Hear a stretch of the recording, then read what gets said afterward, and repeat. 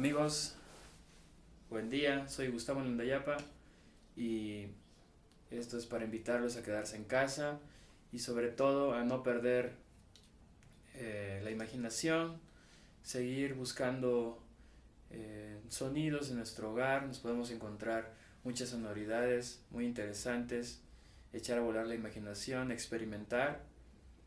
Es importante en estos tiempos no perder la calma, pero sí buscar mucho que hacer. Entonces yo me he encontrado en mi casa a lo largo de años diferentes cosas, muchos objetos, sobre todo de cocina, y los invito a que hagan lo mismo, a que busquen por ahí en sus rincones, a descubrir, a buscar y probar nuevos sonidos, nuevos sabores que podamos tener en nuestro propio hogar. Recuerden quedarse en casa.